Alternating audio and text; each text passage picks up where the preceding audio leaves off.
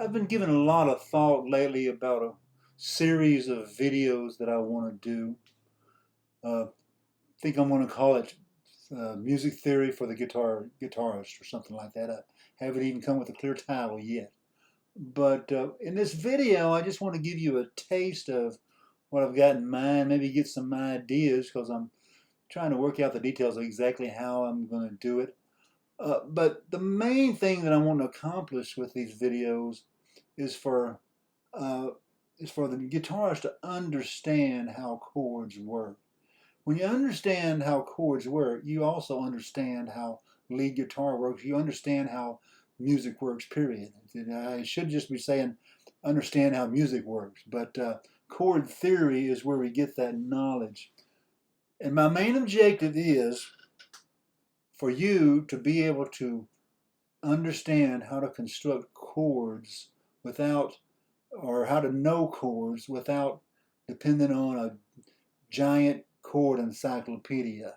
Trying to memorize chords is the wrong approach. Obviously, you need to memorize some basic chords in the beginning, but whenever you see a C minor 7 flat 5 or something like that, you need to understand, why is it a minor? Where is that 7? What does that flat 5 mean? You need to be simply be able to say, okay, it's a C minor 7 flat 5, so I need a flat third to make it a minor. I need a flat 5, and I need a flat 7 to make it a dominant 7th, and know where those notes are on the guitar, and know how to make that chord without giving it much thought. And that is the objective of what I'm going to be doing with this course. But right now, this is just a trial run of one little video, just to give you some ideas.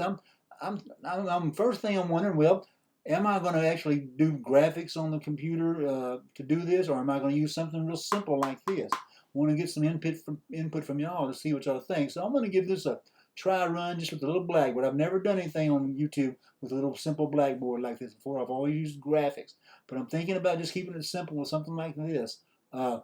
So let me know if what I'm about to tell you makes sense, and any input I can get from my friends here would be appreciated. When we were in the first grade, what's the first thing we learned in the music? I don't remember much about school, but I do remember do, re, mi, fa, sol, la, ti, do. Well, the reason they taught us that is because in the Western Hemisphere, music is based off of that scale. That is the diatonic major scale. So you could say do, re, mi, fa, sol, la, ti, do. If we're in the key of C, we can also say C, D, E, F, G, A, B, C. Now each of those letters are given number names, so we can also say 1, 2, 3, 4, 5, 6, 7, 8. Those numbers are what we call intervals of the scale.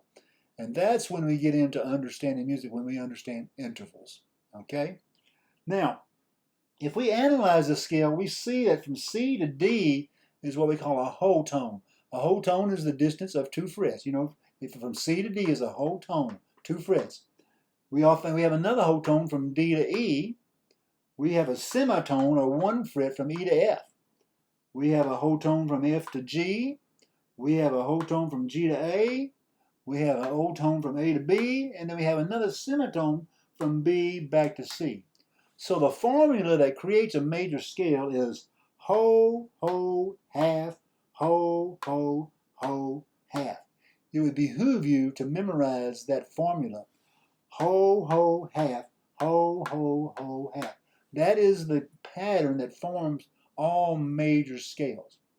Okay, so we've established that the C major scale has the intervals 1, 2, 3, 4, 5, 6, 7, 8. Now, now we're talking about notes, just one note at a time, C, D, E, and so forth.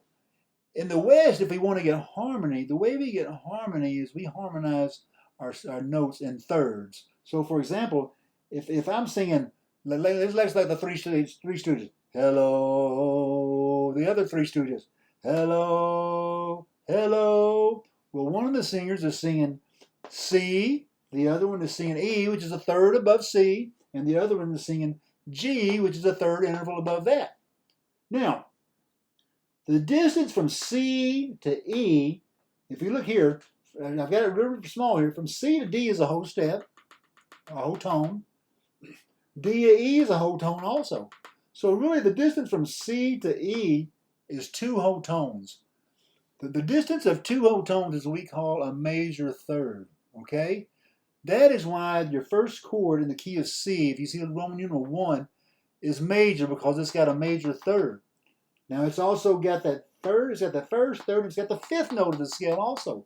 So look down here, 1, 3, 5, those 3 notes of the major scale create a major chord. That's why in the key of C, your 1 chord is C. Now if we go to if we take that scale and each note of the scale goes up, C goes to D, E goes to F, G goes to A, those 3 notes on top of each other now. But if we analyze it, we're going to notice that D to E is a whole tone, but E to F is only a semitone. Or I could say it from D to F is a step and a half, or a whole tone and a half. I keep saying whole step, whole tone is the same thing. So the distance from D to F is a step and a half, and the distance from C to E is 2 whole steps. Well, the distance of 1.5 steps is what we call a minor third or a flat third. See where it says a flat 3 right there?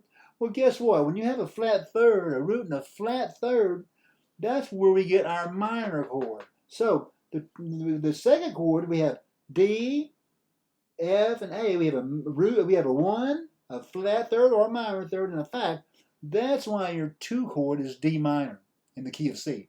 So in the key of C, you have your 1 C major, D minor. Now the same thing happens with the 3 chord. You have a flat third there, so you have another minor chord, E minor. When you do F, you've got a major third from F to A, so you're back to major, F major. That's why your 4 chord is major. Same thing happens on your 5 chord, G. When you go to your 6 chord, you're back to minor. You've got a flat third again because from A to C is only a step and a half, so you have a minor third. Now the 7 chord is the oddball. Not only does it have a flat third from B to D, but it's got a flat 5. The distance from B to D is 1/2 step shorter than it is all these others. That's why your 7 chord has a B, a root or 1, a flat third, and a flat 5, and we call that diminished. That's why your 7th chord is a diminished. So I'm going to pick up my little guitar here, and I'm just going to illustrate it real quick. But there are lots of ways to play the harmonized scale, and we've got different voices. Those notes turned around different ways create different voices of the same chord. So here's a little harmonized scale in C. C, D minor, E minor, F, G, A minor, B diminished, C. So that's why when somebody says this is in the key of C, and those are the 7 chords in the key of C, and that's where they come from. They're all simply created by harmonizing your C major scale. There's no notes in any of those chords except Do, Re, Mi, Fa, Sol, La, Ti, Do, the 7 notes of the C major scale. So as I said at the beginning, I'd love to get your input about this, and hope to see you down the road. Thank you.